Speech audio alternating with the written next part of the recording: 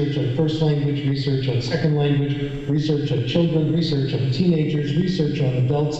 Our oldest subject that I'm going to tell you about is 75 years old. I am 72 years old, and I think I'm still making progress in my languages, and it's largely through reading. The first study I want to show you is in your handout. It's a very famous study, and I love talking about it. It's with little children in English as a second language, and it's the box that you have in the middle of the first page called the Fiji Islands Study. The first author, Warwick Ellie, is our best friend. He's a magnificent researcher from New Zealand and has been producing incredible research for 4 decades probably. In this group of Fiji Island children, they were divided into 3 groups. Well, first of all, in the Fiji Islands, they start kindergarten. They start English at kindergarten for 30 minutes a day. The rest of the study is in Fiji, their day. And then starting in 4th grade, they were divided into 3 groups. The first group got a program called ALM, the Audio-Lingual Method, which in my opinion is a combination of everything that's wrong in language teaching put together into one method. It's drill, it's repetition, it's testing, it's correction. The second group, all they did was read.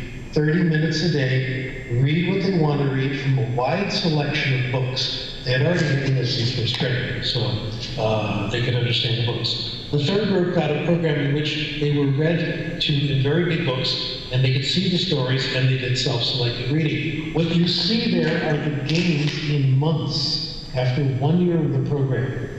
Look at that. The audio-lingual group gained 6.5 months, 4th graders. Sustained silent reading, more than double. Big books, more than double.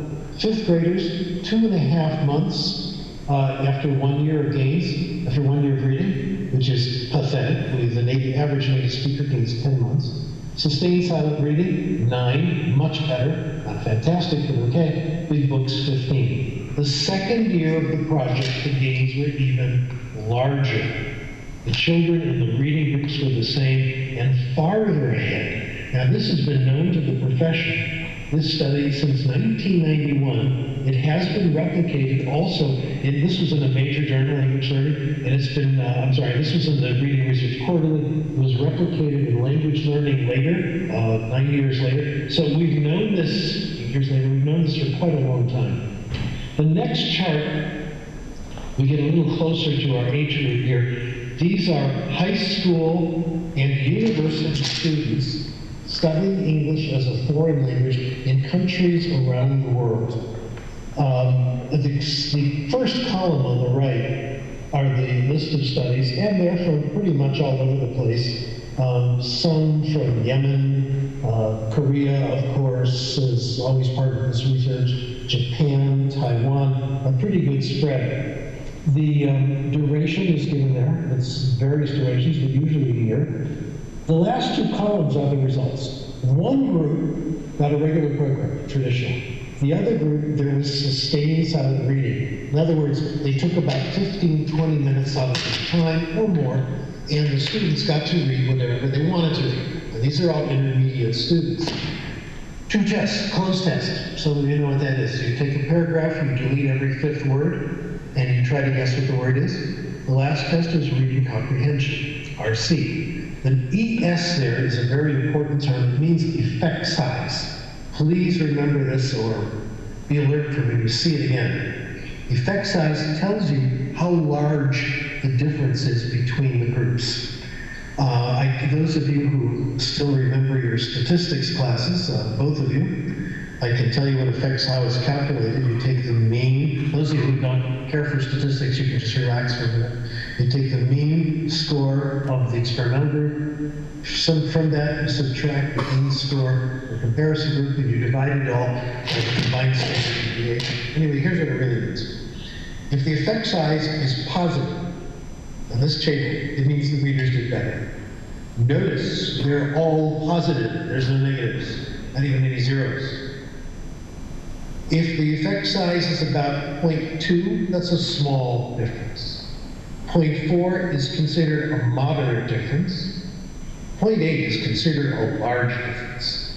I computed the effect size, average effect size, in two different ways. One way, taking into consideration the subject, the other just not worrying about that. And it was quite similar. The average effect size was between 0.4 and 0.7. So this really, really works. Well, I'm happy to say there's another study, this one out of England. It just came out. This is great Sullivan and Brown study. As you see, there's a review of it on my blog spot, so take a look at the details yourself. These researchers, very exciting project, they've been following children since birth and giving them a modest amount of testing, they're not overwhelming, every few years to see how they're doing and see how that correlates with what's going on in their lives. In this table, this is a test of vocabulary given at age 16. The number that says beta is one that counts. That tells you the impact. It's kind of like effect size, but you can compare it to all the others. Those kids who read more books when they were age 10 had bigger vocabularies. Well, that's no surprise. 0.313. Go down a little. Kids who still reading at age 16, you do even better than 0.353. In other words, it's not only when you're young. Your whole life, you can get better at this stuff. Everybody says you gotta start kids early, you start them early and all that. Actually, that's not true. We believe in what is called late intervention. Once you get people going on reading, you can improve at any age. Oh, Hassan, did I ever tell you about Lone Kato? I still think it's broke up. Lone Kato was a woman I met in Hungary. Yeah, I meet lots of women when I travel. It's very exciting. Lone Kato was the most exciting. She was 86 years old when I met her. She was fantastic. In fact, my wife and daughter met her also when they visited me at the end of my trip to Hungary. I taught at the university there in Cage for weeks, and while I was there, one of my students, you really have to meet Lone Kato. She is the treasure, a polyglot who spoke 16 languages. I spent hours with her. Her major method, she was a translator, her major method was reading, and more reading, and getting practice on the job. She lived in Hungary. She mastered all these languages living in Budapest, which is not very multilingual. Reading was the way she did it. Right, the next study, Pratibha and Krashen. Dr. Pratibha is a professor at School of Engineering in India, and I saw some of her data published, and I wrote her, said, let's reanalyze this using a linear statistical method. So I did it, got it published. I'm going to send a copy of this paper to Hassan Bey, and he can share it with you. I cannot share it with the website. The journal doesn't look like. Very interesting, because now we're getting into advanced people. These are kids in their 20s. Engineering students in India who wanted to improve their English and pass the English test so they could study at better graduate school. She gave them an extremely difficult vocabulary with words taken from the graduate record examination study books. She then gave them a thorough reading questionnaire. Read here what kinds of books, easy books, hard books, fiction, nonfiction. Overall, they read better their vocabulary. You can see on the table the correlation is 0.78 between vocabulary and reading. Then I took out 4 items that only had to do with book reading. The book reading items, good correlation, 0.36. Then I looked at 4 items that only had to do with reading on the computer. Correlation was positive, did not have significance, wasn't bad. And I looked at one of the computer reading items. There was one item that talked about pleasure reading on the internet. That one was significant correlated. By the way, one thing I found interesting here, look at the last line in this chart. Correlation between book reading and computer reading, R equals 0.19. This means the correlation, those who read more books also read on the computer. Those who read on the computer also read more books. They don't report to each other. If you read on the computer, you don't read fewer books. You actually slightly, so not too much. Let me check in. So far, so good? Yes. Okay, now we can. Does it not get later and later? The data after a few minutes. Okay, I can do that anytime. Okay. All right, now on to Benito Mason's studies. These are the most recent of Dr. Mason's studies, which are quite impressive over many years. She teaches several classes in Japan in English, and she uses a comprehension method. She tells stories, they read from great readers, etc. 3 of her students in an adult class wanted to continue. And she said, fine, I'll help you get better in English afterwards, but you gotta do something for it. I'd like you to take the TOEIC test, T-O-E-I-C. The TOEIC test is really popular in Japan. In fact, you can say that Japan has TOEIC fever. Everyone's interested in TOEIC. Employers use it. You gotta get a certain TOEIC score, or you can't hold a job in your company. You have to prove your TOEIC score. There's one guy in Japan who keeps getting in the newspapers, and I think he's taken the TOEIC test about 1,000 times. It's his hobby, can you believe this? And he keeps getting perfect score, near perfect score, etc. Oh my, get a life.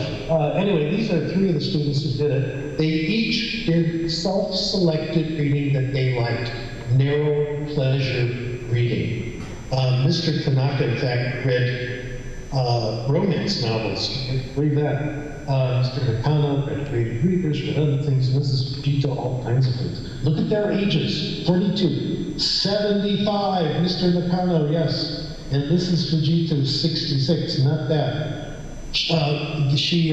Beniko calculated how many points they gained for every hour they read. And you can see it's quite impressive, and nearly anywhere from a third to 3/4 of a point an hour. Their gains per page were identical per page. And what's crucial about this is their gains are at least double of what you get for formal preparation for the TOEIC test, and it's so much more interesting going to class. Just sit back, have a coffee. My feeling on all this, I've completed the research now that I want to share with you, and this is just a tiny bit. I want to tell you what I think this all means. But I think the very exciting hypothesis is evolving from our work. Free, voluntary reading for pleasure because you want is not the entire answer, but it's a necessary part. It's the bridge from conversational language to heavy academic language. Years and years of pleasure of things we like prepares us for the heavy stuff. And if we haven't done that easy free reading, academic reading is going to be very hard. I think I'm a good case of this. My story I will present to you very briefly, not because it's different from you, because I think it's absolutely the same. I think so. Take this one through this. And my claim is this works for first language, and it works for second language, and it works for all ages. And there's some very interesting pedagogical conclusions here for military English when we get done. I'll tell you what I did. I went through the free reading stage, of course. I was in middle school, about interested in comic books. I'm still interested in comic books. Now I do research on comic books. I read the comic books that were popular in those days, Captain Marvel, Superman, Batman. This was before Superman. Okay? Spider-Man had come into light 61. But comic books was a part of my life and the life of all my friends. My father was very wise, and he gave me an unlimited budget for buying comic books. Can you imagine? After comic books, in kind of the end of elementary school and the beginning of high school, I got interested in sports stories, football, basketball, and mostly it. I read novel after novel about baseball. One guy, my favorite author, John Richard, was about 15 books based on one team. And it wasn't the home run. It wasn't the stolen bases. It was the plague, the personalities, the problems. I spent years reading these novels. After that, as I moved on in high school, it became science fiction. It became Robert Heinlein, Arthur C. Clarke, Ray Bradbury. These are the people that did it for me. In every case, my reading was narrow, self-selected, and compelling. Narrow, self-selected, compelling. This was my curriculum in high school. I remember I went to school and I did homework. I read the novels and books we were supposed to read. I passed tests, but I can't remember the names of any of them. I can remember the names of every one of these books. I can tell you what's in each one. Just give me a start, I'll tell you the whole thing. Also, when I reread them, they're just as exciting as they were before. My son and I would read some old science fiction. Oh, wow. This did not make me fully formed academic reader and writer, but it brought me to the bridge. It made it possible.